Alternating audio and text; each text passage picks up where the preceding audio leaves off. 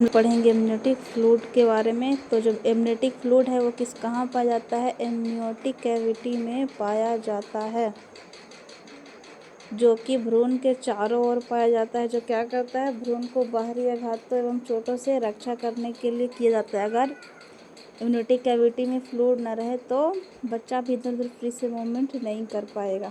इसे लाइकर एमनिल के नाम से भी जाना जाता है। इसका जो नेचर है, जो प्रकृति है, वो होता है क्षारीय और पारदर्शी होता है। इसका जो pH मान है वो 7.2 होता है और इसका स्पेसिफिक जो ग्रेविटी है वो 1.008 होता है। अब इसका कंपोजिशन के बारे में हम लोग आते हैं कि इसका संगठन जो है किस किस से मिलकर के ये बना है। तो इसमें जो वाटर्स होते हैं वो 98 से 99% होते हैं और कुछ सॉलिड फॉर्म में होते हैं वो होते हैं 1 से 2%। तो इसमें हो गया ऑर्गेनिक सब्सटेंस, इनऑर्गेनिक सब्सटेंस और एक होता है सस्पेंडेड पार्टिकल्स। तो ऑर्गेनिक सब्सटेंस में क्या क्या होता है? Protein, glucose, urea, uric acids, hormone, glucose, bilirubin, lipids, creatinine होता है। और इनऑर्गेनिक में बोले तो सोडियम, पोटेशियम और क्लोराइड होता है। और सस्पेंड पार्टिकल में बोले तो लेनुगा, वर्निक्स टिश्यूज, एपिथेलियल टिश्यूज पाए जाते हैं। अब आते हैं एबनॉर्मल कलर। जब ऐसे तो जो एमनियोटिक फ्लूइड का जो नॉर्मल कलर होता है वो होता है पेलेस्ट्रोल, ये होता है टर्म के समय। और जो गर्भावस्था का जो ये स्टार्टिंग में होता है तब होता है कलरलेस। क्या होता है? तब ये कलरलेस होता है। तो ये आप याद रखते हो। पहले आते हैं कि अगर एमनियोटिक फ्लूइड का जो कलर है गोल्डन कलर है तो कौन सी इसमें सामान्य स्थिति है जो पाया जाएगा? तो वो पाया जाएगा RH इनकम्पेटिबिलिटी, मतलब RH अनसंगत। इसमें क्या होता है कि जो मदर्स होती है उसका जो ब्लड ग्रुप होता है वो होता है RH नेगेटिव और जो उसका जो बच्चा होता है वो होता है RH पॉजिटिव। इसमें पहले संतान को तो ज़्यादा खतरा नहीं होता है, लेकिन जो दूसरी बार ये प्रेग्नेंट होती है तब उसका जो चांसेस है वो बहुत ही ज़्यादा, उसमें बहुत डेंजरस होता है उसके लिए। जो फेटस है वो जीवित भी नहीं रह सकता है, ऐसा कंडीशन हो जाता है इसमें कभी कभी। यदि जो एक इंजेक्शन होता है अगर वो ना लगाया जाए तो इम्यूनोग्लोबिन का होता है एक। तो अब आते हैं दूसरा कि मेकोनियम स्टेन ग्रीन कलर, मतलब यदि जो इम्यूनिटिक द्रव्य का जो रंग है वो मेकोनियम रंजित हरा रंग है तो इसका मतलब क्या होगा? इसका मतलब होगा फेटल ड्रेशन, मतलब जो फेटस है गर्भ में उसको क्या हो रहा है? ऑक्सीजन का कमी होगा, जिससे क्या हो सकता है? वो बहुत चांसेस है कि वो जीवित ना बचे। अब दूसरा होता है ग्रीनिश येलो और सैफरन कलर, मतलब नहीं, अब तीसरा में है डार्क रेड कलर, मतलब एक्सीडेंटल हेमरेज, मतलब अचानक से रक्तस्राव होने लगता है, जिसका है डार्क रेड, मतलब कि जो प्लासेंटा है वो टाइम से पहले ही क्या हो गया है? अलग हो गया है।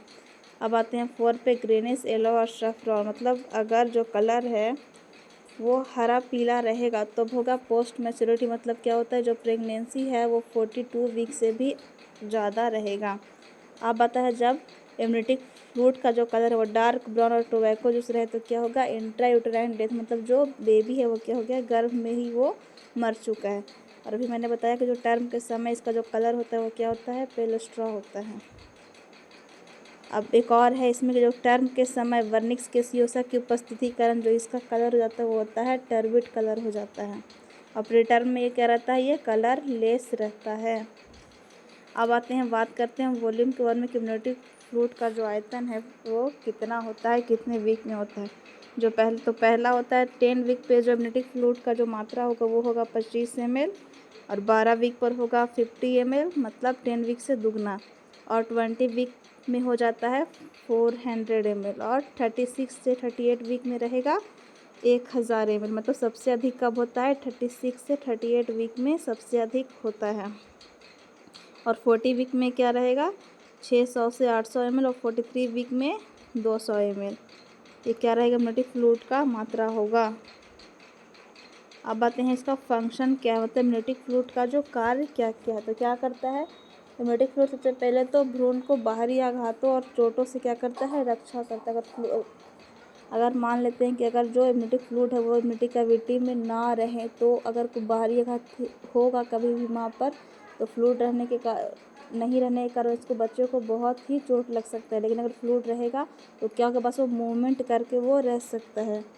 दूसरा क्या है? एमनियोटिक कोष को फैलाए रखता है। जो एमनियोटिक फ्लूइड है इम्यूनिटी जो फ्लूइड है वो क्या करता है, इम्यूनिटी कैविटी को फैलाए रखता है ताकि आसानी से जो बच्चा है वो फेटस है वो मूवमेंट कर सके। और तीसरा क्या करता है, तापमान को स्थिर बनाए रखता है। और चौथा है भ्रूण के विकास में भी क्या करता है, ये सहायता करता है। भ्रूण को क्या करता है, वाटर सप्लाई भी ये करता है, उसको जो जल का जो ज़रूरत है वो भी पूरा करता है इम्यूनिटी फ्लूइड। अब छठा ये कि प्रसव के दौरान होने वाले तीव्र ब्रेक्सटन हिक्स संकुचन के कारण जो दबाव पड़ता है वो इम्यूनिटी फ्लूइड के कारण भ्रूण और प्लेसेंटा तक नहीं पहुंच पाता है। जो जब वो डिलीवरी होते टाइम जो कॉन्ट्रैक्शंस वगैरह करवाया जाता है लेडीज़ के अंदर, तो उसके दौरान क्या करता है, ये प्लेसेंटा को और भ्रूण को सुरक्षा प्रदान करता है। अब एक और करता है, जो इम्यूनिटी फ्लूइड है वो एक्सटर्नल ऑस को डायलेशन में भी सहायता करता है। जो सर्विक्स का जो एक्सटर्नल ऑस होता है उसको क्या करता है, फैलाने में ये हेल्प करता है।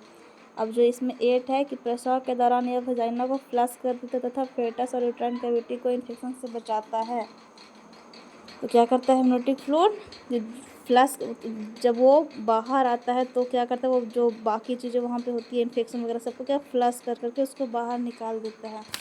और एक और है कि इसका फॉर्मेशन कहाँ से होता है, क्या होता है, इसका जो फॉर्मेशन है वो कहाँ से, मतलब ये कैसे बनता है, तो ये कैसे बनता है, तो ये बनता है इम्यूनिटिक मेम्ब्रेन से जो सिक्रिएशन होता है उसके थ्रू बनता है ये। और दूसरा बनता है फेटस के यूरिन से बनता है, फेटस के यूरिन से भी इसका बनता है ये।